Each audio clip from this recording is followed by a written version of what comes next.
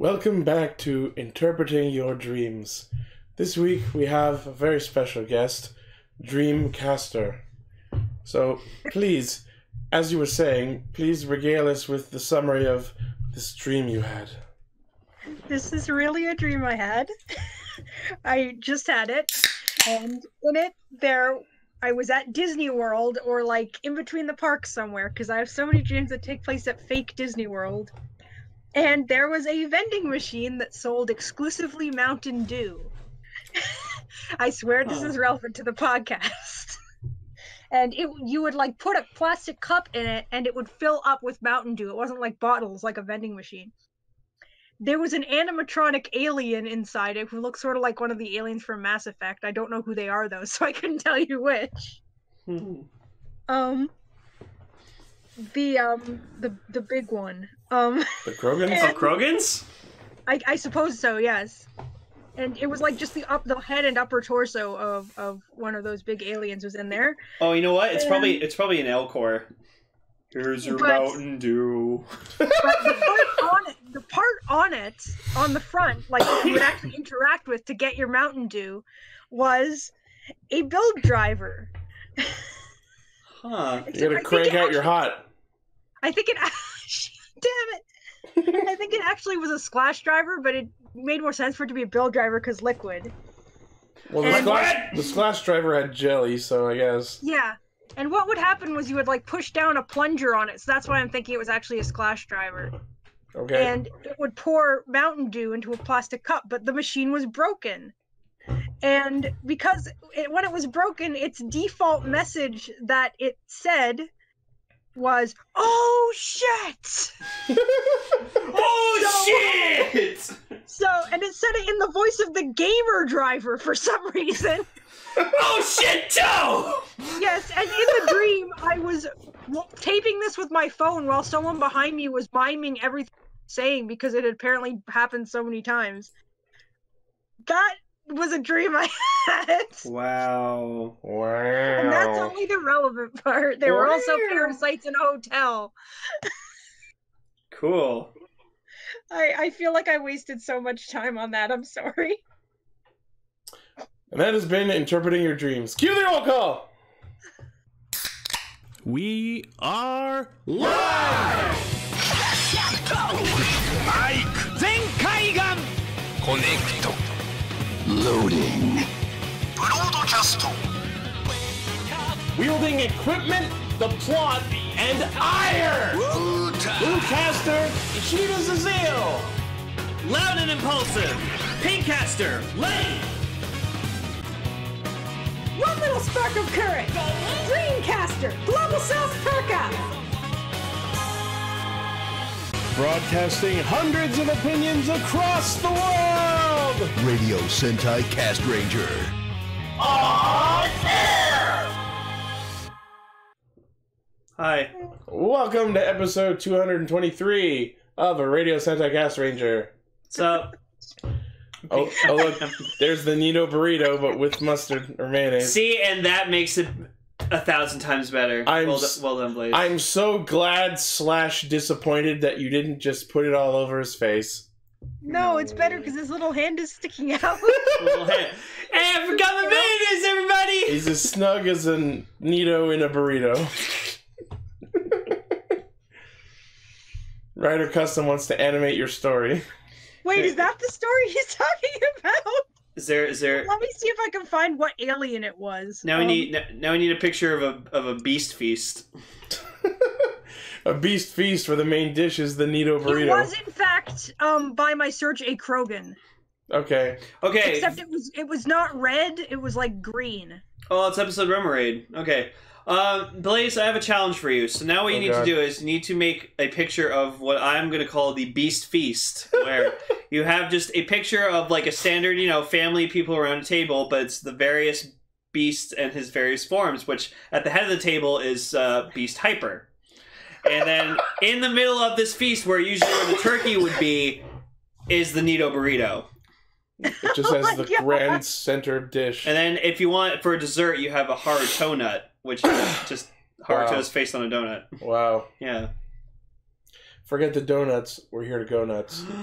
Not musically. It's though. funny. We had donuts at work this morning. Yeah, like this is a weird day for me at work today. So like we were celebrating like 2 of my coworkers like fucking leaving. Well, no, You're leaving. We're happy. Get the fuck out. no, it was a sad thing. So we like someone brought in donuts from Tim Hortons, and another one brought in a cake, and then like my general manager was like really like she was just like she was really hungry like all day, so she's just like, oh, send one of my associates to go out to get like 20 hash browns from McDonald's, and then so she did, and so we had hash browns, and then later like she was really hungry for McDonald's again, so she sent me to go get McDonald's for everyone, including myself, and then... That happens at my work all the time, too. John has me go get him food, sometimes McDonald's. Yeah, so... And then we got our dumpsters taken away, but then we got new ones, like... Now, when you say taken away, like, was this something that was supposed to happen, or did someone just steal them? No, someone didn't, like, it was, like, I guess scheduled to happen, but we didn't know. And so, like, we were taking out garbage, and then there were no dumpsters there, we were like, what the fuck? What happened? And then we go I think someone stole them. No. Like, I think it was a guy. And then we came back, and then there were two brand new dumpsters, like, where our old ones were. And then I was like, oh, okay, cool. Now it can be shiny new trash. But yeah, today was a weird fucking Friday, so whatever. Hi, I'm Pinkcaster. I know. You know the roll call. Yeah. Do they though? Maybe people skip the roll call and then they don't know who they are. Which leads me into what I was gonna say is, for anyone who might be listening for the first time, thank you for joining us. For the last time! If I have anything to say about it! Yep. We are Castranger. We are a podcast, a bunch of Toronto-based assholes who love Toku, Kamen Riders, Super Sentai, Power Rangers, shows like that. We love it so much that we gather every week to criticize and laugh at how amazing and terrible it is somehow at the same time. So if you like what you hear, click that sub button. Mash that bell, gamers! I cringe so hard that the fact that I hate so much that gamers is becoming such a joke of a term. I'm still proud to be called myself a gamer. Right. But yes, thank you for joining us.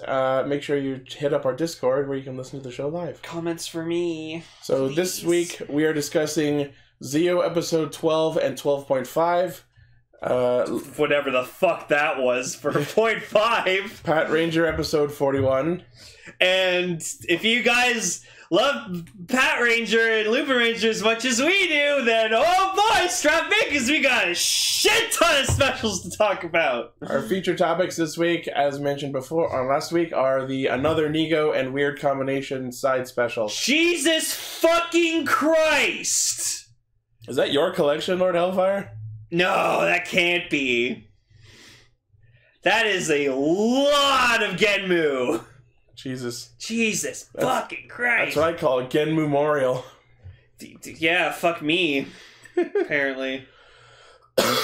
Alright, let's get into it.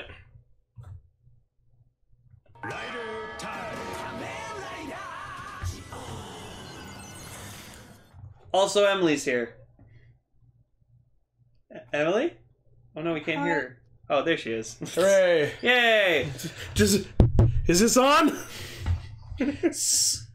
So, before we get into the actual... I look for the weird combination special, and all I found were things about weird combinations of food. Well, they were on TV Nihon. Oh, Rider Custom. What customs do you have for us? I want to see.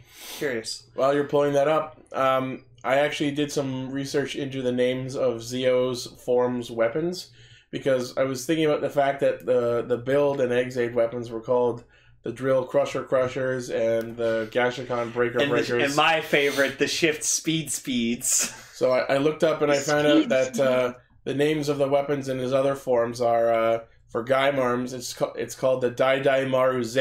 Oh, come on! It should have been called the Dai Maru Marus! Right? Fucking damn it, you ruined it! In O's armor, his claws are called the Tor Claw Z. Okay, see, that's okay, because he only has one claw, so he can't be called the Tor Claw Claws. Because you could call it the Tor Claws with a Z. It's probably the joke they're making. But you'll be happy to know that Phi's armor, the weapons are called the Phi's Shot, and Pointer. Fuck yeah. What about the Forza rockets? I don't think they're actually named. Probably the Forza rockets? Because those are mostly just pieces of his armor. I guess so. And something else I wanted to bring up that we kind of didn't touch on when we talked about episode 10, they never actually explained where the fuck the Genmu Ride Watch came from. That's a good point. There's Zeo Cronus armor in our chat. Ooh, that's pretty good. That's actually really nice. Whoa, that's a good squishy. Whoa. Alright, so episode 12. Oh, wow. You know what? When we started talking about who was going to be writing and directing Zeo, you said that the story wasn't going to be super interesting, but it was going to look great. And this episode is a perfect epitome of that statement. Because Jesus Christ, did the story not make sense, but oh my god. Yeah, the effects. split-screen battles. The effects, the shots, just like the comedy, like how the characters were written, it was really funny. Like, I don't know how they did it, but they somehow made having two Sogos on the screen at the same time fucking amazing. They did some really interesting effects where they got both of them on screen real close, like hiding behind each other and shit. Yeah, but then there were other times, like especially when like one scene where they were falling on the ground and you could see like Sogo's actor like, you know, in front, but then the other one was like on his stomach or whatever, and you could totally tell that it was a different actor because like his skin was like slightly darker. It's not perfect. No, of course not. Also, I went back and watched episode 10, and Waz did not say Wagamo at all during the episode. He did say Mao, but I don't count that. So in this episode, he said it like I think 2 times. So Wagamo count is up to 23 now. There we go. Yeah. Also, we're almost at a rate of 2 per episode average. Also, Waz just... He was mad. Like, he was so angry and lost and confused, and he didn't know what was anything anymore, because he's like... No, like, even... This isn't in the script! Yeah, even Soup, like, Soup and him, like, confront the other Sogo and being like, you can't fucking do that! Like, you'll cause a time paradox, which might cause your existence to just... Yeah, you should be gone. Your own. So, are these stupid motherfuckers actually giving Sogo shit for going back in time to fix a problem? That's what this whole show is about. Yeah, but everyone is doing it. Yes, but the whole rule of time is travel, yeah. if you've watched the Back to the Future movies, which I haven't. You haven't. You should change that. It's fucking good. Doc Brown explains that if you ever travel either to like the future or the past or something, never ever interact with your other self, like yourself from the past or the future, because that will cause shit in the time frame to like fuck up. Well, clearly this show gives no fucks about any of that. I don't think it's ever really cared about time paradoxes.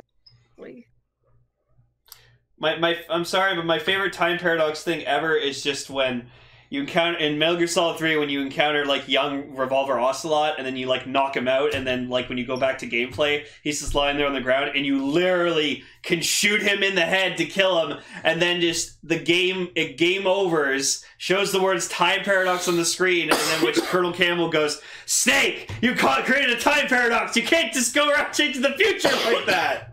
That's really funny. I love when games let you do that. It's just like the fucking paradox endings in 13-2. That's why I love the Metal Gear Solid series, because literally that game takes itself seriously and not seriously at the same fucking time. I don't know how it does it. It keeps coming up tonight for some reason. Yeah. But yeah, so it's just really funny how like... So they get angry at Sogo, and I love it. Like, Waz, at first he's angry, but then he stops Soup from yelling, and he's like, well... The will of our god, Wagamao, is not for us mortals to learn. Yeah, and in the same he wants to do. And in the same sentence, he turns back around to Sogo and goes, but please, explain it anyway. Yeah. He's trying so hard to keep up the act, but he also actually wants to know what's going on. Like he's mad too, because he's like, this isn't how like you go about being a king or whatever like that, and Sogo just proceeds to go, fuck you, I'll do whatever I want, I'm gonna be king. Waz is just mad because he went off script. But no, like, I'm sorry, but like, I really love Sogo, like, a lot. He's such a fucking fun character. I thought he was just gonna be the stupid fucking protag who didn't know, like, what the fuck he was getting into. But then when he just figured out, oh no, I'm destined to be this awesome king of all fucking Kamen Riders. I'm gonna be this fucking king of all Kamen Riders. And I'm like, yeah!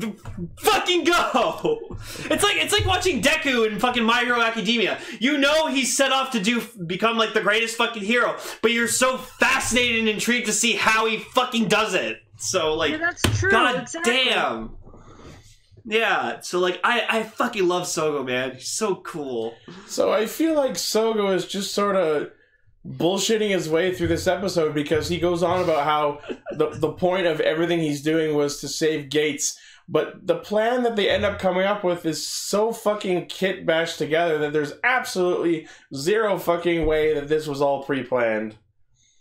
He's literally figuring out the plan as he's going. Yeah, but what the fuck? Who gives a shit? It's fucking amazing. Because the way they end up saving Gates revolves around the Suika Watchroid. But there's no fucking way that he could have predicted that. Because he didn't obtain it until later in this episode. That is true, dear God. I never thought of that. But can we all agree that that fucking Suika-roid is fucking amazing? That was the funniest shit ever. Like, it appears and transforms. And it's like, Suika! Oh! And I'm like, oh, fuck yeah, giant mech. In his face. And then he just tries kicking Schwartz and then, in the like, foot. Yeah, and then, like, Schwartz, whatever, just, like, throws the ride watch into Helheim, and just without hesitation, the Suika-roid's just like, no, fuck you! Because they're, like, they're attached. I might actually buy the Suika Watch Ride just because of this episode. It's pretty fucking adorable. I wonder if you could put that with the time machine. Probably. Yeah, that'd be sweet. I mean, any ride watch should fit. So, like, yeah, the Gates subplot in this episode is pretty much just, long story short, you suck. No, I don't. Baron's straight up calling Gates a pussy and being like, "Hey, you say you want to like to stop this guy from becoming like a demon lord or whatever like that. You're not doing enough to actually go through with your goal." It literally boils down to, "You suck." No, I don't. And oh yeah. And if Kumon Kaitou, motherfucking Kamen Rider Baron, calls you a pussy, then you're a fucking pussy. I'm sorry. What are you suggesting that Kaitou is? No, Kaito's the one of the most badass characters in Gaim. Just made it sound like you were saying like by comparison, because I was thinking, no, I'm just saying because Kumon Kaitou is such a badass motherfucker that if he literally calls you, he survived in Helheim for 5 years. Yeah, if he calls you a little bitch, then you're a little bitch. Okay, that makes sense. I feel like this hasn't been discussed enough. He survived in Helheim for 5 years, presumably having to resort to eating the Helheim fruit. Well, maybe he just grew like a huge resistance. No, you know what it is? Because this is the timeline where Gaim's timeline was erased. Actual Helheim is not a thing here, so the fruit here is not the Overlord fruit. You know what I mean? Ooh, that's the best explanation I can come up with. Yeah, But yeah, so like it's just funny how like Gates is trying to like defend himself against Kaitou, and I'm just sitting there just being like, "Stop it! Like you can't. It's Kaitou. Kaitou one-ups you." These two episodes actually, once you sit and think about it, actually answered a question that I've been bringing up again and again since Zio started. When another build happened, I was always like, so wait, was he just left completely unchecked with no one trying to stop him in the time period between when he was created and in 2018? And these last couple ones have illustrated, no, when they become another riders, they're not just mindless beasts. Another Gaim, like, only turned into another Gaim when he had someone cornered in an alleyway and shoved them into Helheim. So that's how he was able to do his thing for 5 years, because he never appeared in public. Yeah, and then when he got exposed, he got, like, really pissed off about it. Like, you ruined my plan! Yeah! I wanted to be the Dance King! But, like, I know I talked about it, like, last week, but yeah, like, I love another Gaim. Like, I'm not even, like, the biggest fan of, like, Gaim himself, but, like, another Gaim is fucking awesome! I gotta say, when he transformed into another Gaim in this episode, there was a really nice rule of third shot going on, where he was, like, slightly to the right in the frame. But just, like, that was really nice. I just love his design, like the Gaim helmet, like, really looks good as, like, a monster face, because it's, like, just, like, the orange slice visor, and then, like, he has, like, fucking fangs and stuff, and then like where like the symbol, like you talked about this last week, but like the blade is like through his fucking head, and he's got long hair, and he's got a giant fucking Maru, and he just looks like a rotten orange. It's instead of Maru, it's just DIE Maru. Like probably until another drive shows up. Like another Gaim is my favorite another rider right now. Like I love this guy. He's fucking cool. And he can, like, summon cracks whenever the fuck he wants. He can summon Invis to fucking fight for him. Like, that's super cool. Like, he has the powers of Pokemon. He pretty much has the powers of an Overlord. Yeah. Like, that's it in a nutshell. So, yeah, then we get, like, some funny thing where, like, Soup puts on, like, 2 signs on both Sogos, where one's, like, Sogo from 3 days from now. Present Sogo. You couldn't tell them apart by their very noticeably differently colored shirts? It makes it well, easier. What if they... I don't know. Sorry. Oh, and then we get, like, this amazing fucking joke where, like, the uncle walks in and with the Waz's clock being fixed, and just, like, both Sogos are there, and they're just like, oh, fuck, he's gonna see us, and then, like, you see Soup trying to, like, it's inaudible, but like it's like mouth just for them to go away. You fucking go 3 days from now. Why do I have to go? Why can't Present Sogo go? Because I'm the present one. You recognize me more easily. And then like we get like this long, like the summers actually subbed like apparently what they were saying, which is I think they're just joking. I just love the fact that Soup was referring to the one from the future as 3 days. Yeah, 3 days Sogo. Ah, well, if it isn't good old 3 days Sogo. I thought we wouldn't see you 3 days from now. I haven't seen you for 3 days. 3 days. And you won't see me for another 3. Just fucks off. Oh my god, I feel like we'll have like another better thumbnail with like the Patranger discussion, but like I'd love to just, it's just like the thumbnail to be Zio with like a bowler hat and a twirly mustache, just meh. Unless we think of something better than that, I want that to be the thumbnail.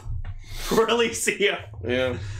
So then the Uncle Sogo, like uncle or whatever, just like turns around and like sees both of them, and he's like, "Wait, what the fuck?" And Soup like covers his eyes, and he's like, "Oh, I thought I was seeing 2, but never mind." So I thought I was seeing double. So 4 Krusties. So. Put me back in the kiln. So then one of the Sogos goes behind the other Sogo to make it look like there's only one, and I thought fucking bullshit. No, and I thought that was fucking clever. I think I might have been seeing something. Oh my god! So that was fucking smart. I love that. I love both Sogos. They're amazing. Like they both get along immediately. They give each other like a high five and a hug, and they hug each other. They're like, "Yeah, we can do it." I'm just like, this is glorious. Like, ow, I'm smiling so much it hurts. It's like fucking Bender and Flexo. Flexo? I forgot about him. That's my favorite Futurama character, actually. Flexo. He's just Bender with a goatee, with a fucking goatee. They just look, oh my Zio's coming, we're doomed! Doomed! Well, that was the other Bender, that was gold. Yeah. Still. Oh god. My point stands. Flexa! So when we finally get around to meeting Koda properly, it's interesting to see he's got a sick new long hairstyle going on. And he was carrying It actually took me a moment to figure out who he was. He was carrying a box of oranges, grapes, and pine cones for some reason. Apparently for a job, because I guess... One pine cone. Well, I guess... Oh. Because Hase. Rest in peace, Hase. Well, no, Hase's not dead. Not in this time. Gaim didn't happen, so he is still alive. Maybe he died a normal way. So wait, I wonder, did the Yggdrasil Corporation still be a thing? Who the fuck knows? I wonder what Takatora was doing. I don't think we're ever really going to know. What was Ryoma up to? Yeah. Living in an orphanage. Ow. I mean, yeah. That's possible. Yeah, so and then we find out that the Team Gaim Garage is now a fruit store named Droopers. And we never find out who, but Koda makes some reference to a boss that he works for. Is that supposed to be a reference to fucking Hoopers from Sesame Street? No, it might be, but Droop is the family of fruits that Strawberries belongs to. Oh, okay, that makes more sense. That makes more sense. I wanted so bad for his boss to be Oren Pier Alfonso. Oh man, that would have been a Come good on, Metal Yoshida, just show up in Zio at least once. Right? Let's get a random Bravo cameo. That'd be great. I want Bravo armor. Just, Eli! Bravo! Just fucking Orin and Waz just fucking announce Zio Bravo armor. Oh, I would love to see that. Fucking Toei, you have Metal Yoshida's number. Call him up. Hakai to Boryoku no Pagento! That'd be great. Bravo's first henshin is still among my favorites. It's pretty good. I still don't like the Bravo suit, but I will not deny that Orin Pierre Alfonso was an amazing character in Gaim. He was pretty amazing. Yeah. Bravo! So then But yeah, the whole thing with when they get the Gaim ride watch, apparently Waz tipped off Schwartz, who shows up and steals it and tosses it into Helheim. Yeah, well no, first before that or whatever like that, like Schwartz is like talking to himself and then like he's like on the rooftop of a building, and then he just like you hear Waz, and you look over, and he's on another building rooftop, just like near the edge, and they're just talking from like one building to at normal volume, like they're standing in front of each other. Yeah, from across from two buildings. Bullshit powers activate. And then I think it was Schwartz that like jumps over to Waz's building. Parkour.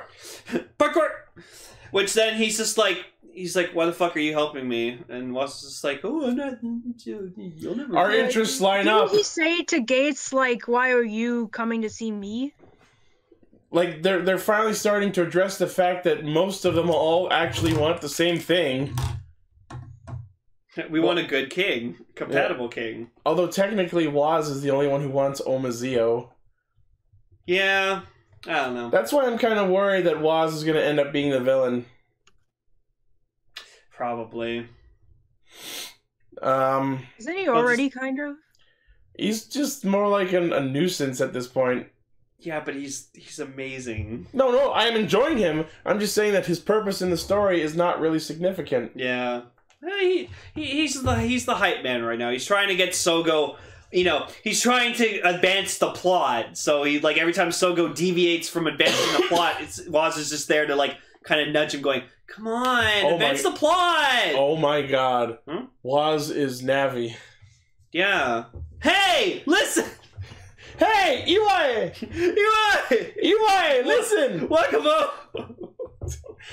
Instead of watch out, it's Wakamo! Oh my god. Oh man. You know what? If we keep the thumbnail of Twirly Zio, we just need to have Navi in the background with Waz's head. He's just holding a little book. So then, yeah, so we get this awesome thing where, like, yeah, Schwartz shows up to, like, stop Zio. So, like, Zio, like, unleashes, like, his, like, gun Hisat's attack or whatever, and just, like... Schwartz pulls a Matrix. Yeah, pulls a Kylo Ren, essentially, and just goes, fuck you, no, freezes it, and then throws it back at him, so that was fucking cool. And then, yeah, he throws the Gaim watch, which then Gates gets, and then, like, it does, like, this... I thought it was really funny where it just shows, like his like bike ride watch or whatever like that, and then you just see Kaitou just like notice like the word bike on like the ride watch. You just see him going like, now it's essentially what it was.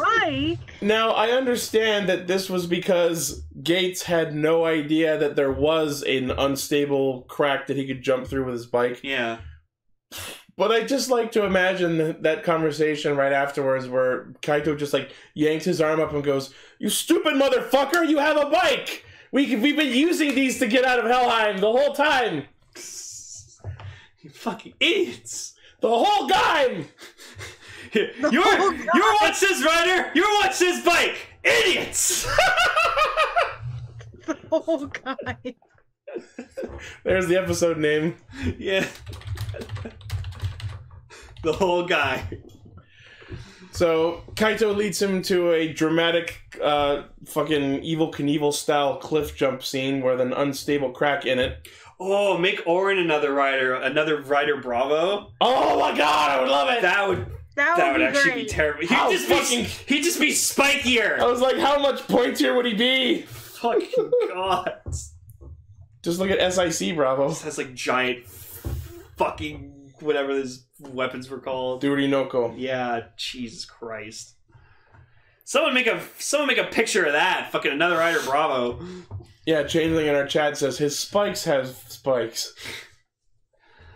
So we get to see Gates do a pretty cool riding henshin. Also, we get another cool henshin with Sogo where he, like as it's doing, like does a close-up of his head, like before the letters go on, and you just see him kind of like looking over to the left and right, going like, whoa, and it just goes do-do-do-do, and it was really nice. And the text also like crashes onto his sword. Yeah, that was the first time they've done that. I like that. That was fucking sweet. Like, more of that. Like whoever directed this episode, like the shots were just like really well done. So like, fucking god. So Gates, through the power of Kaitou telling him to use his fucking bike, stop being a bitch. And the Gaim ride watch using its like Sakura blossom powers to propel him the last little bit of the way. Yeah, because so that's why this had to happen, because if he just tried to jump it without the Gaim ride watch, he would have. He would have Cabin in the Woods that shit. There's one the bike jump. If I'm allowed to say. Yeah. So this possible spoilers for like a part in Cabin in the Woods. So yeah, go ahead if you don't want to listen to this. Yes, this because I know it came out a while back and it isn't even a major spoiler, but okay. So all I could think literally when Gates was jumping was there's this scene in Cabin in the Woods where a character jumps on a bike in the same way in an attempt to escape where they are, and he hits this invisible barrier and just scrapes all the way down. Oh. All I could think was Gates is gonna hit the freaking barrier, and then I was like, oh wait, I'm not watching that. Wow. Now I definitely gotta watch that movie. I will not tell you the character or the context. Cool. Although, to be fair, once you see a character about to jump on a bike, you can probably guess that's what's gonna happen now. So yeah, like the other Sogo, whatever, just like assumes the plan of like, okay, you need to get the Gaim ride watch so that we both can go back to both timelines and kill another Gaim at the same time. Although they never really addressed why, because technically all he has to do is kill another Gaim in 2013, and the one in 2018 will stop existing. So they need to go to the Gaim timeline and make everything fine. The Gaim line to fight another Gaim with the powers of Gaim. And make everything fine. In the time of Gaim. Except it's not the Gaim timeline, because the Gaim timeline went by. Bye-bye. Gaim! Have you guys watched Kamen? Have you guys watched Kamen Rider Gaim? It's a really fucking good rider series. It's a good time. Like it's a good guy. It is.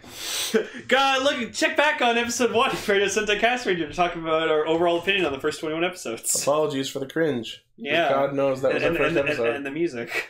Yeah. I thought it would be a good idea. Yeah, I'm glad we stopped that. So yeah, so then Sogo 2 goes to 2013, which then... Yeah, and we get this other funny scene where like Soup talks to like Sogo through like the Fi's phone, like the one in the time machine. Yeah. And it's like, Sogo! The other Sogo's just like, yeah? But you! God fucking damn it! It's I mean, to be fair, she didn't specify. Soup was boiled! She was so angry. She was hot! I don't know, I like when Soup gets pissed off. It's fucking adorable. That's what I said last week. And like when she got all fucking pissed off at Sogo and dropped him on the table, that was funny and a little hot. Yeah. But then like, and then she tried to like act all cute, like smile of it, and I'm just like, don't do that. It's disingenuous. No, it's because like we don't see her act all cute. So when she acts cute, it's weird. Right? That's what I was saying about the 0.5 last week. Yeah. So then, so they go back, and then we just get like a simultaneous transformation of both of them turning into Gaim armor, and it's just so fucking well done. This fucking split screen thing. Yeah, so like as they're both spinning their fucking Seeker drivers, we get like a shot of like both top and bottom of both of them, just their belts rotating. It's fucking great, and then we have like a split down shot of just them like both transforming. The whole split screen, it's beautiful. And then it gets even more awesome when Waz starts doing his UI speech, because then it's like and split between him and the two of them. It has like it rotating all over the place. Can we get more of this? Because this is awesome! Yeah, and then we just get both of them just going, Hanamichi Otarino! And it's you know what's funny? Like, when he first did it with the build thing, like, I thought it was a bit, like, annoying, but, like, funny. Now I just fucking love every time he fucks up, like, a catchphrase. It's starting to grow on me. Fucking build world, that was great.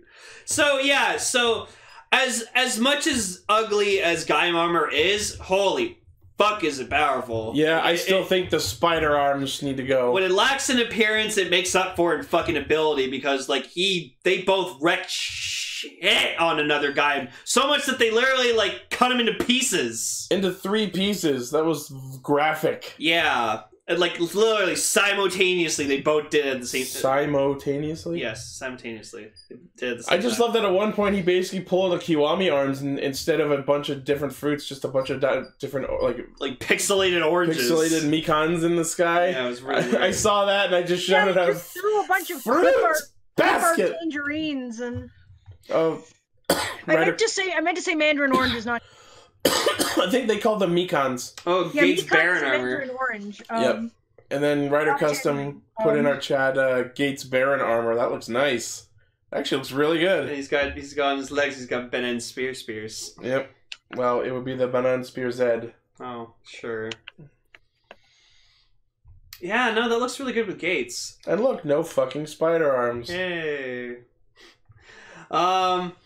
So, also I like both locations where like both COs were fighting another Gaim. So like 2018 Sogo was fighting him in like this like closed off warehouse, but like before where they like both transform was really cool because it was like this really like kind of closed in like kind of.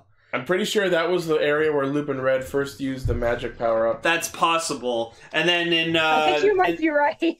And then in 2013 was where like he got the Gaim armor in the first place. Yep. But it was also funny when they're like transforming because like 3 days Sogo like already did the transformation, so he's aware. But when fucking fast present Sogo does it, he's like, "What the fuck?" Michi Moody! So it was hilarious seeing them both like react in different ways. So like, just again, this was a really well fucking shot episode. Like it was really good. Yeah. So then, like at first I didn't realize that because of defeating another guy, whatever, all of the missing Team Baron members got to like get out of Helheim, but like. I just saw like Baron sending Gates off, and I'm just like, "You're not taking Kaitou with you? Why aren't you taking Kaitou with you?" Because they all knew that as soon as another Gaim would be defeated, they would all be free. And then and then Kaitou like walks out or whatever, and he sees like other not. Sure, it's either Shura or Asura. I think it was Shura, and he's just like, "Oh, Kaitou," and he's like, "Don't fucking talk." Get fucked, scrub! You're fired. Yeah, get the fuck out of here, you asshole. Because and he's like, "Oh, if you don't use your own strength or whatever to get what you want, then like, what the fuck are you doing here?"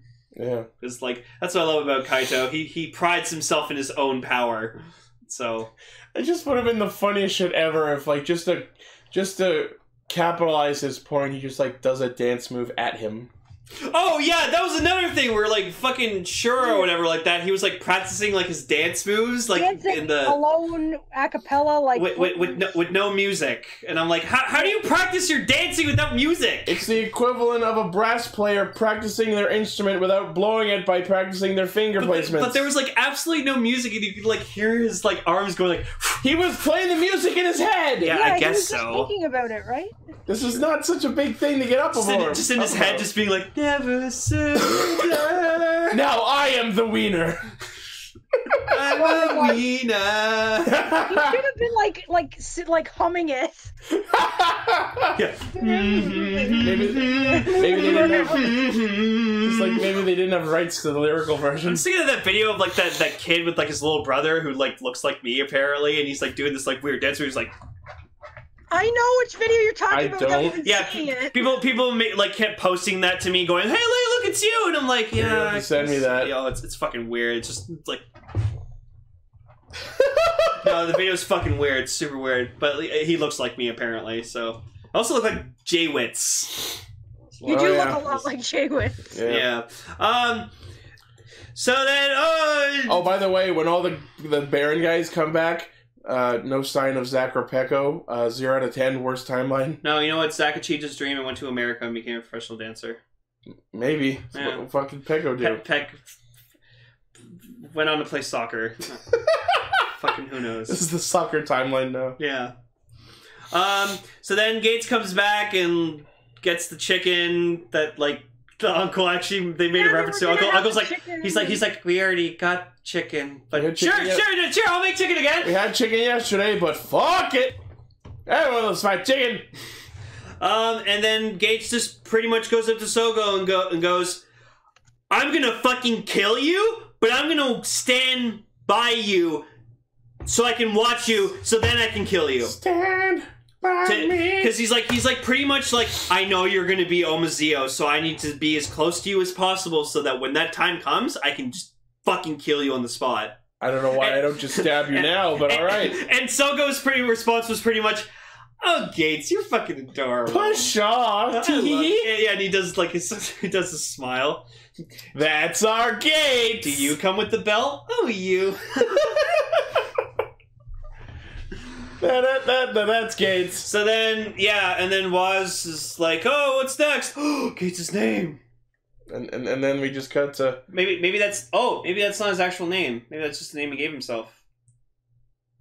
Hey, isn't that what you want? You didn't want his name to actually be Gates? That I would like it, but I don't feel that's what it was. I feel it's just like Gates was mentioned doing something important. Oh, okay. Just like, his name is in my book. Why is that fuckface's name in my book? And yay, next week we get Orewa Tenkuji Takara! They even put it in the fucking preview! And I almost died! I saw it and I'm just like, if I had a drink, I just would have been like, fuck! But what I'm most excited for is next week we're getting my boy, motherfucking Koya Tsukasa, I love how you just his last name. Yes. It's Kadoya! That's what he said. As in card! Sure. Oh. Wow. Did you never know that? No. Fuck! Kadoya Tsukasa! So yeah, and you know, it's funny, he also says in the tagline, I'm just a passing by Kamen Rider. No, he called himself Sakai no Hakaisha. Oh, well, yeah, he said I'm a passing by Kamen Rider, destroyer of worlds. Yep. So, and he's just sitting there, all chill like a boss, with like Aura beside him, and he's holding the Decade Ride Watch. Which means, did the Time Jackers recruit him? Okay. That's what it looks like. Or maybe he's recruited them. Oh. Because you know what? Decade's that fucking awesome. To those who don't know, like Decade's one of my favorite riders of all time, probably I'd say number 3. But Tsukasa himself is like essentially my favorite rider protagonist, because like I love everything about him. His douchiness, he's so fucking cool. He thinks he's so fucking cool, and he's fucking cool. Like it just. I don't know, I just really love him as a character, so he's and a also jerk, but it's like it makes sense for him to be a jerk because he's awesome. Yeah, and also sorry, go ahead, Emily. No, never mind. The thing is, yes, he has his moments like that, but it's really hard for him to be consistently thought of as such when his female sidekick is constantly stabbing him in the neck to make him break down into fits of laughter, which sort of kills all tension. Wait, what? You watch Decade, you'll see what I mean. Yeah, his like the female protag has this thing where like she presses like a pressure point on his neck, and which causes him to burst into fucking laughter, and it's just the thing she does to fuck with him when she's like pissed off at him. Oh, so it's sort of like telling him you have to sit. Yes. Yeah. Also, we're getting Zeo Ghost Armor, which that's interesting. And yeah, Orb in our chat is saying that he wants to see Narutaki as another Decade. I would love that. We all would love that. Because then Narutaki would be fucking doing something! Do something! Do something! Do something!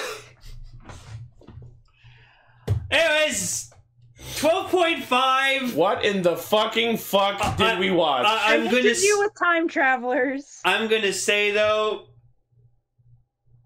Schwartz's actor is fucking amazing. Like, the range this man has. Just fucking ha ha ha!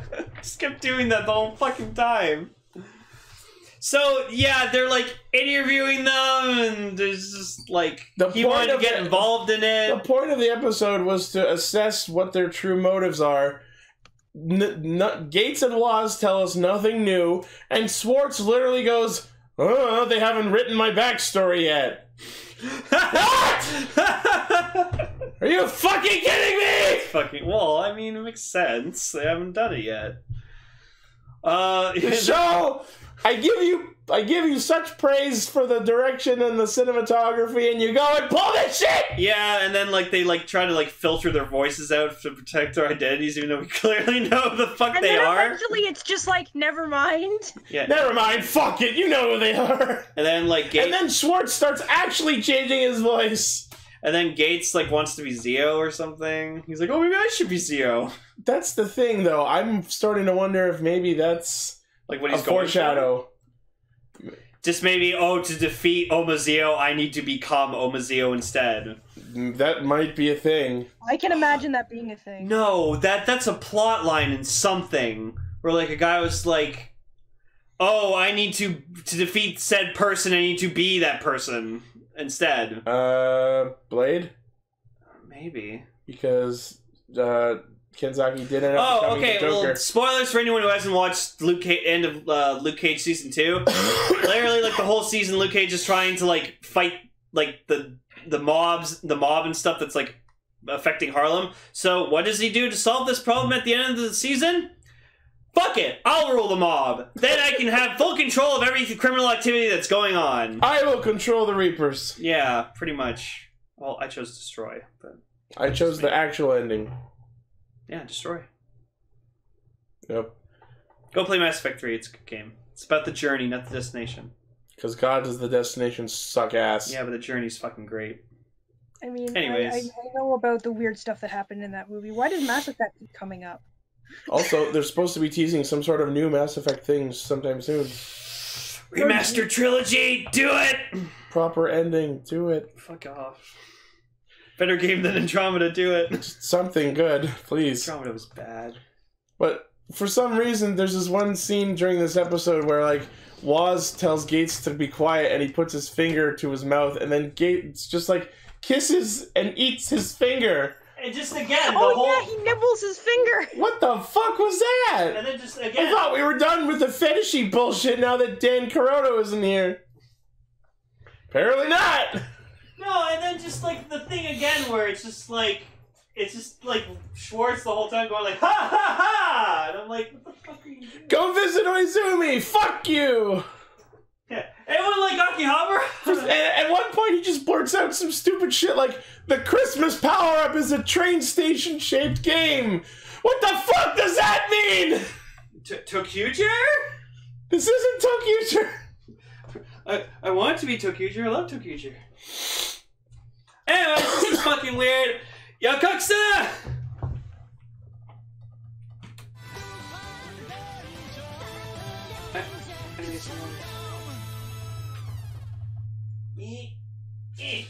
Are we pausing or am I just letting you do this? Sure. God damn it. Whatever one you want. Fuck it. I'm not editing this. We're still rolling. Lane is getting water. Emily's getting water. I get to carry this shit solo. I'm here.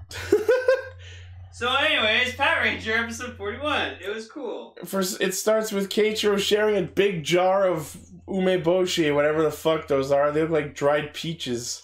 That might be what they are. I don't know. I think it was like supposed to be like sour dried fruit or something.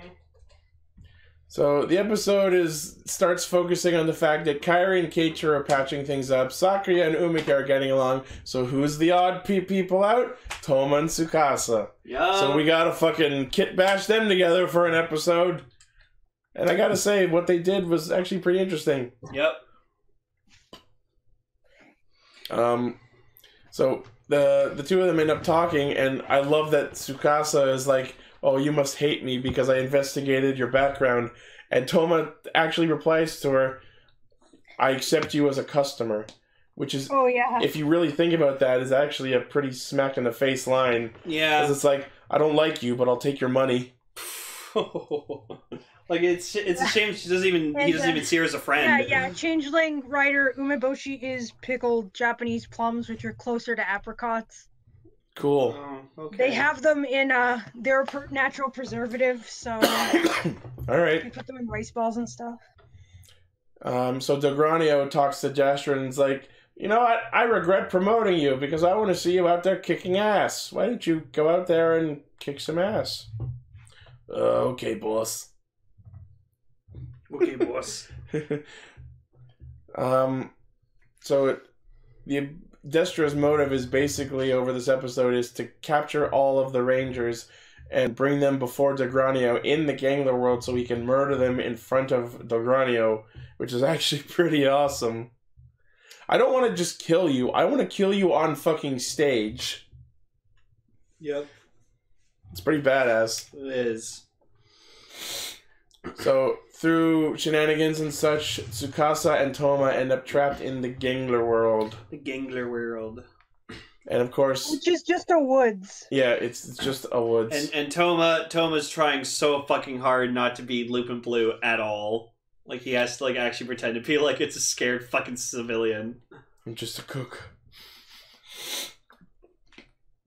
Did you just quote Steven Seagal? No, I was No, I was him. I was making a reference to fucking Shadow Raiders. Well, just a minor. Oh, well, that's a line Steven Seagal says in one of his movies. What are you, some kind of, like, special forces or something like that?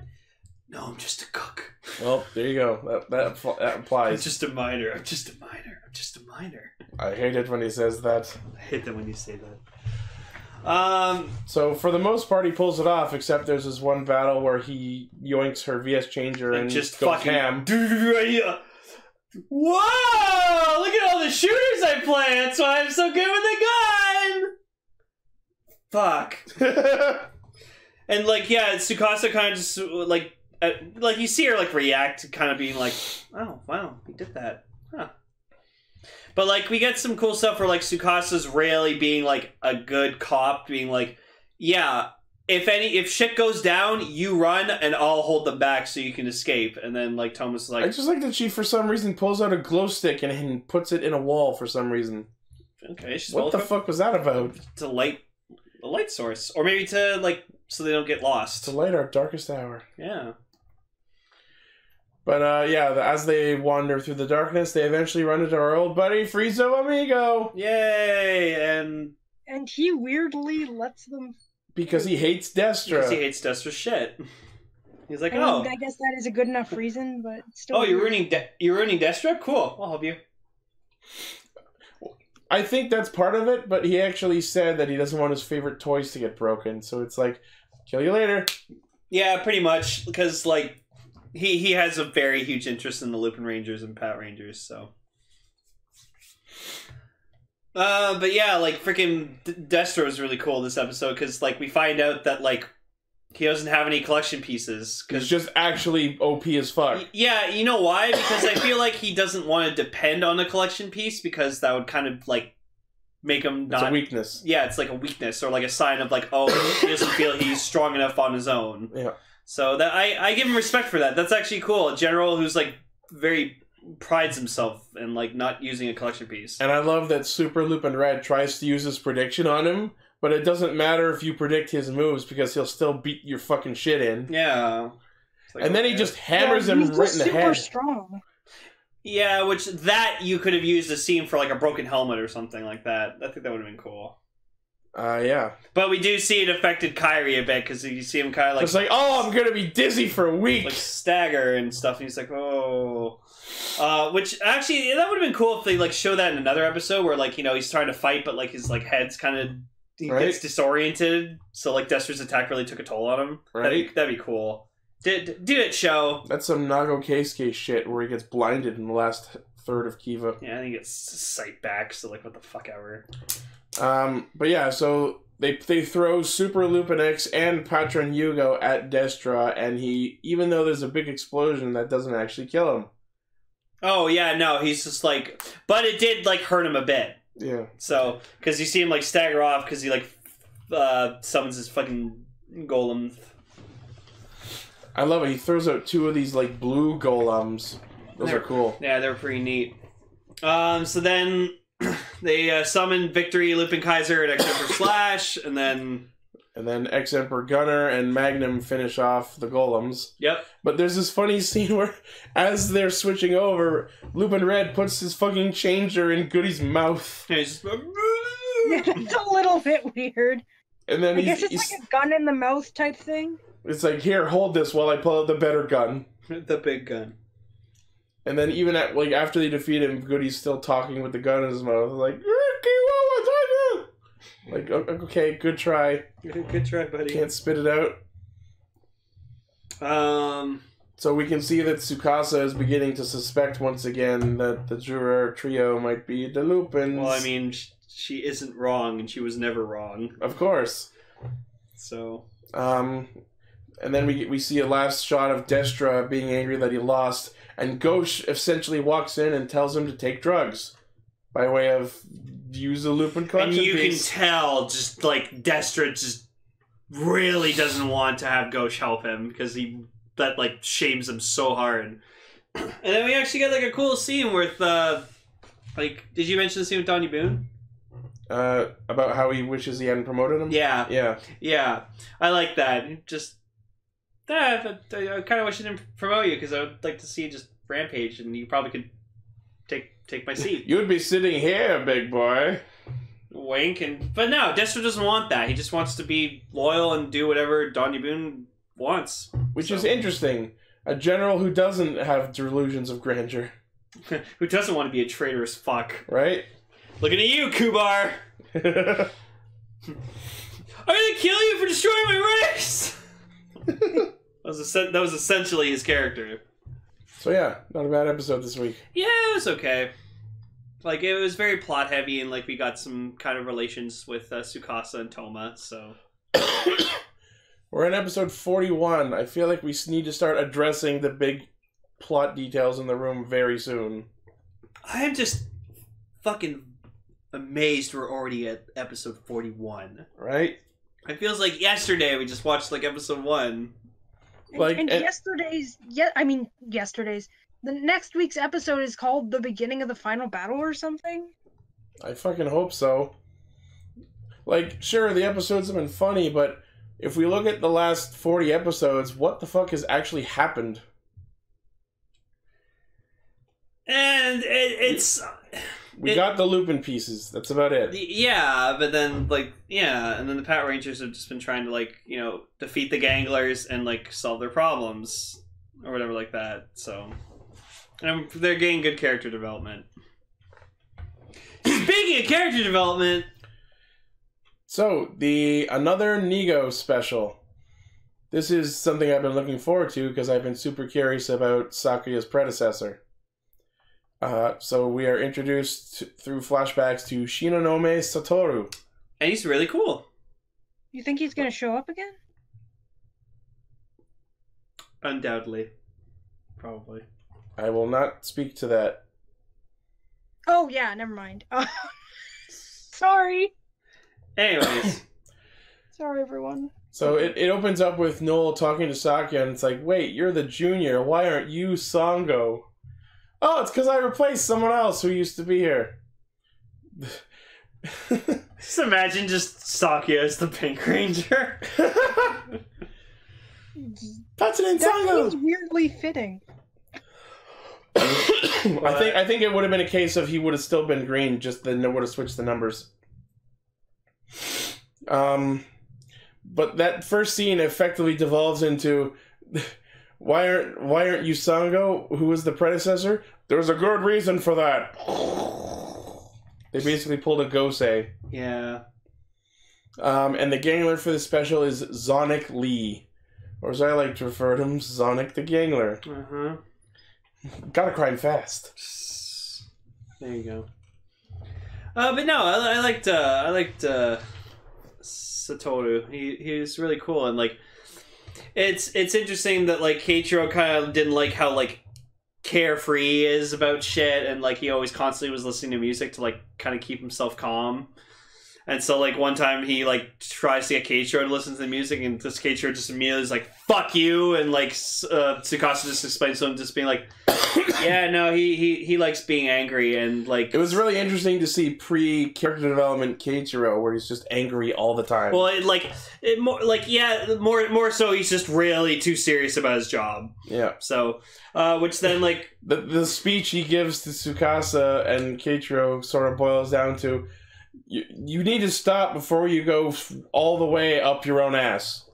Yeah, and he explains to him that anger is like a strength, but it's a weakness too at the same time. So as we've shown over the course of the series. Yeah, so then we do cut to like present time, whatever like that, where like we see Keiichiro getting like pissed off about the Gangler or whatever, how they weren't able to stop him. But then he's about to like lose his shit, and then just immediately goes, nope, put in some music. And that's interesting. Like, Keiichiro, even in this self-contained special, shows a lot of development that's actually pretty nice. Yeah, no. And I actually sort of resonated with that myself, because the way my job is, I don't often have the opportunity to do anything with headphones, but I recently decided to just do it anyways, and whenever I get super stressed, I actually just put on headphones and listen to music, and it does help, so... It can help a lot. It really did resonate with me. And I feel like sorry. No, go ahead, Emily. I feel like Keiichiro actually has a lot of really good character development in general. Oh yeah, we've been pretty vocal about that. Just an angry honor guy is kind of missing the point, or has only seen like one episode. That's the thing. I would argue that anyone who's considering watching the show, Keiichiro's character development alone is reason to watch it. Oh my god, yeah. That's why I fucking love him so much. But I love that, like, when they first fight Sonic Lee, he basically uses Super Sonic. It was super effective. Yeah, I like that. And then, pretty much, Satoru goes the way of the, Shinosuke's partner from episode 1. I think it was Heisei was his name? Yeah. Yeah, he, like, just gets, like, takes a hit and then gets injured saving them. Yeah. It almost was a weird parallel to episode 1 of the show, where the Lupins had to, like, save themselves from getting buried in rubble. Mm-hmm. Kind of reminded me of that, except they got away from it. Yeah. And it's interesting to see that, like the Pato's fighting like pre-Patranger suits. So and they just got normal ass guns. Yeah. And they're just like, yeah, this is before we got our powers, so like they had to like make do with just saving the humans and getting away and not being able to destroy Ganglers. Which that really pissed Keiichiro off, because it was really weird seeing Potamen be genuinely intimidating. Yeah. And they are pretty creepy. And I love that in the first episode, like in the second part of it, they go hunting for Sonic, and the way it's shot, it effectively boils down into that scene where they hunt Ivan Ooze's children in the Mighty Morphin Power Rangers movie. God damn it. Heads up, guys! Over there! Over there! Activating Power Scope. And then they got fucking flashlights under their guns.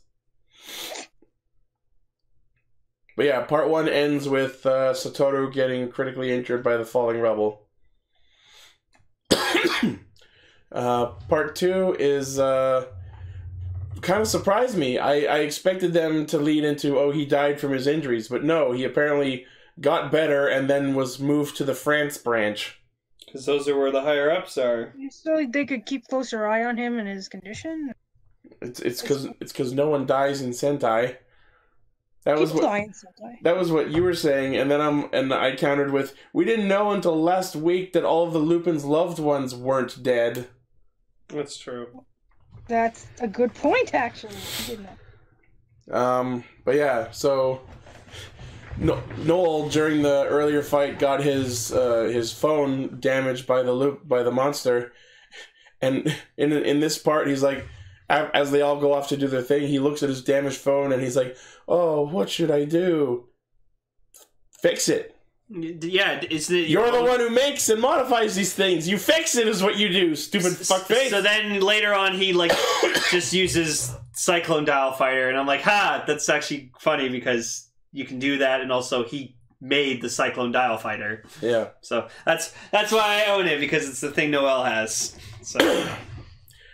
And I love that the Patrons show up with goddamn fucking headphones over their helmets, and they still don't work. Yeah, because only Leo Zuoline can fucking pull off that shit.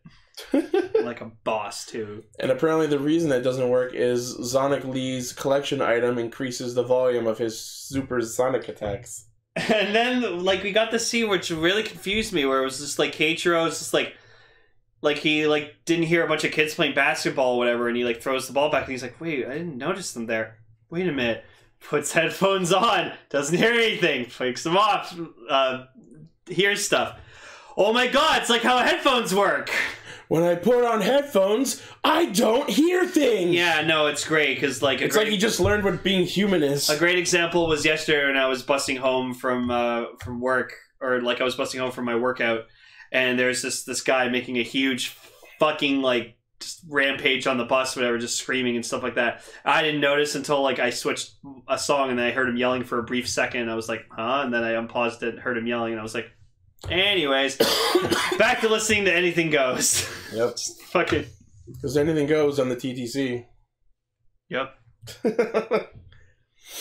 But yeah, so Keiichiro shows up with the music player, and apparently at some point he like recorded Sonic Lee's Sonic Attack, and then inverted the audio and shot it back at him to cancel it out. Yep.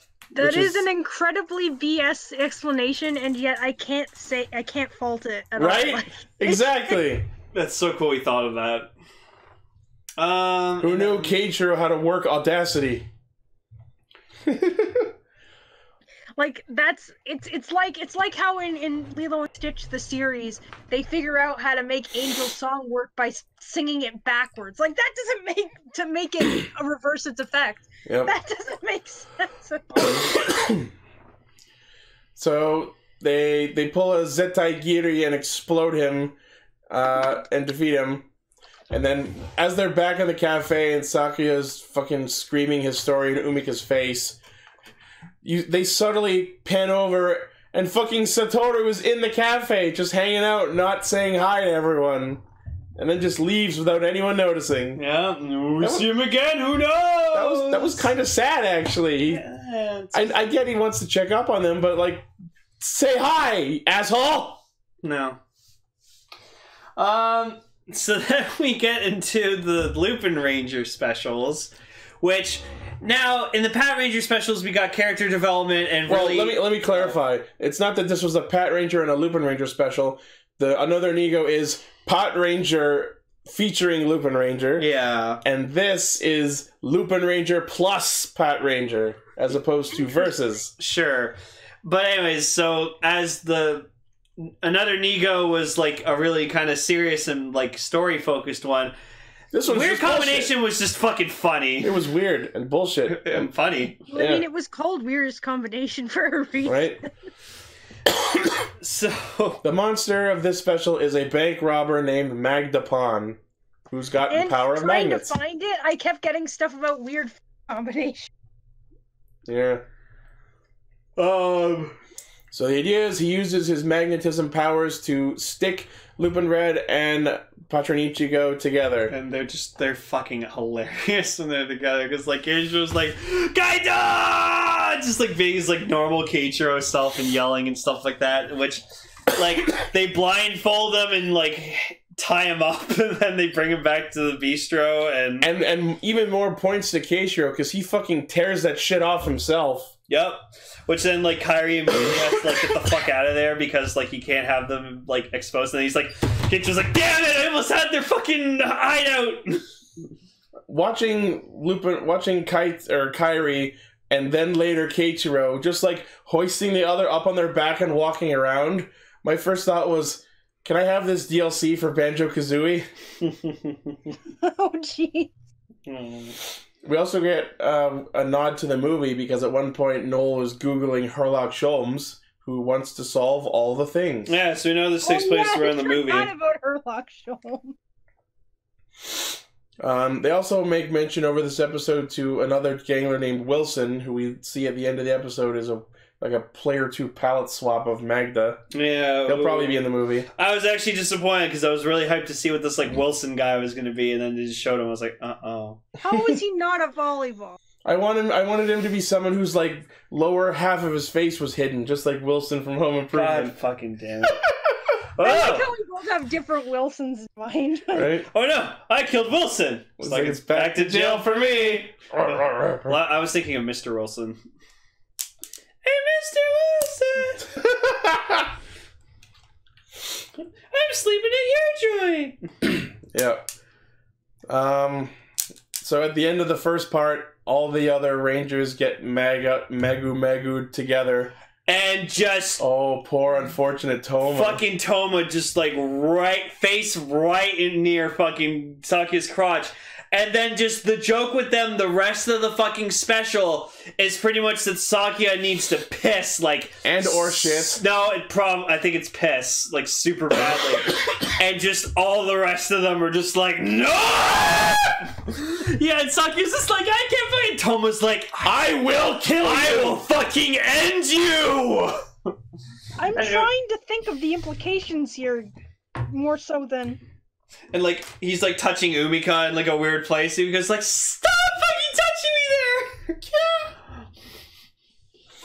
And things they do in Japanese kids shows that they could never do in North America. Oh, yeah. And Tsukasa's, like, really trying hard to get Sakia to just be like, just fucking hold it in, just hold it. Like, oh, I can! So Kairi comes up with the fucking most genius idea ever on how to get free. And it was great. So he has... Keiichiro tie his arms to like a pillar on some random building. It's great. All right, now you stay there, and I'm gonna like pry myself free.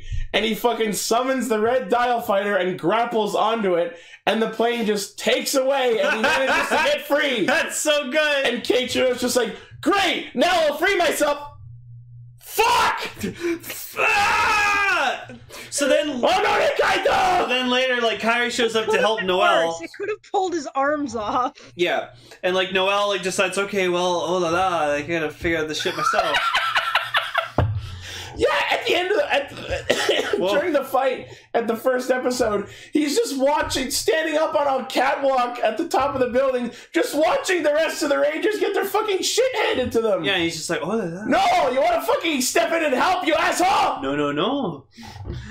So then Kairi shows up and he like starts fighting him as Lupin Red and whatever, and then just the best thing ever, just Keiichiro shows up transformed. With the pillar! Like, still a tilt right it out of the building! He ripped it out of the building! How the fuck did he transform? Is the building in shambles now? Probably. They never showed us! And then Kairi's just like... care about building damage. Fair. So Keiichiro is just like, you fucking think you can just, like, tear yourself away and, like, get away from me? I don't think so. And Kairi's like, you fucking idiot! And, like... They're like really. It's so funny because like he's standing with the pillar at like the far edge of this area they're in, and he just like props the pillar up between opposite ends of this stairway that he's on, and he's just like huddled on top of it like he's on top of a tree dangling over a waterfall. Yeah. And then like Kairi grapples himself to like a fountain or something. And, it's another tree on the other end. Yeah, it's another tree. So then like Kairi thinks of the idea like, oh, I know how we could do this. We could like both like slingshot our way towards them and hit them with like our attacks. Double whammy? You're on. Sorry. Another reference to the fucking Mighty Morphin movie. There you go. So yeah, they come up with the idea that they're gonna let the magnetism pull them into him and fucking sandwich him, and when they do, they stick their fucking swords through different sections of his gut, so he gets fucking shish kebabbed. Yep. That was savage. And just like back to Sakia and the others, it's just like, it's gonna happen! And then like immediately they get thrown apart and just they're like, oh, they got thrown apart, and you just see Sakia just fucking bails out into the woods to fucking just take a wicked leak. You're gonna take a wicked wee-wee. Fucking one of my favorite lines from Star Trek First Contact. Excuse me, I gotta go take a leak. Leak? I didn't spot any leak. What, don't you people from the future ever pee? Oh. Leak. I get it. Yeah. And just, yeah, and like they never mention it again. And then just like Sakia back at the beach was just like, the thief lady smelled nice. Living Yellow smelled really, really nice, which then proceeds to just dummy fucking water all over him. Oh shit, my head slipped, sorry. Everyone's laughing and like having a good time, and you lovable scamps. So like these specials, like they just felt like kind of like filler episodes, but honestly they're really good. I could honestly super silly but great. I can honestly see these as episodes. Yeah. Maybe they just genuinely cut them out because they had too much going on. Yeah, maybe. But honestly, like, the Another Nigo special was really good because it had, like, good plot details and we got more into the Patos and, like, their past, which was really interesting. And then the weird combination was just, like, it was a fun shenanigans episode, so... It was really good. Generally great. Yeah. So good job, Lupin Pat. You make fun specials, and hopefully your movie is just as good. I cannot wait for the Adventures of Herlock Sholmes. I can't wait. Yeah, we had to wait and see that. And Wilson. Wilson! Mr. Wilson! Anyways, that's the show. Oh, yeah. So, thank you all to anyone who tuned in, who listened to the entire episode. Wait, Blaze wants to show us. Oh, did he actually do? He did the the Beast Feast. All right, let's see the Beast Feast. Oh God, This is gonna be beautiful. This is gonna be great. Buh. Not quite done. Well, hurry up! Just show us what you got. We don't have time. Oh yes, we are aware the Amazon's movie is subbed, but we have to wait until everyone is ready to record, and then. Enter the Amazons. The movie will happen soon. Coming soon, I promise you. All right, Blaze, show us the Beast Feast. Okay. Where is it? I can't tell if that's a drum roll or Sans talking. You know what? I'll take it. I'll take it. I'll take it. It's just the fucking Last Supper, but with fucking beast heads. So yeah, the Beast Feast, and there's the Nido burrito at the center like how of there's Beast just Hyper. 2 disciples that are just normal. Yep. Well, he said he wasn't finished. That's great. Good job, Blaze. Way to make the Beast Feast. Yeah, thank you for making it. See, I took your Nido burrito and made it even better with the Beast Feast. Well, thank you, Blaze. You work hard for the money. So hard. So, yeah, you can follow... So, what's next week? Sentai Castranger. Thank you for doing that for me. You're welcome. So, since Gar will be back next week, hopefully, we will finally tackle Go-Onger 10 Years Grand Prix. Will we? Will we really? The reason we did those Go-Onger episodes during the week Toku was off was because we were preparing our fucking souls, our engine souls, for the Go-Onger 10 Years movie. Yep. So, look forward to that for next week. Yep, and you can follow us on Podbean and all that shit. Goodbye. The primary source of our hijinks is castranger.podbean.com. Check out our public Discord where you can not only chat with fans and us, but listen to the show live Friday nights. Check out our merch store, which was on sale for Black Friday and Cyber Monday. That's right. And check out our Patreon and consider pledging to help us make the show better for you. Thank you for listening, everyone. Thank you. And we will see you all next week. Love you all. Bye-bye. Bye. You are.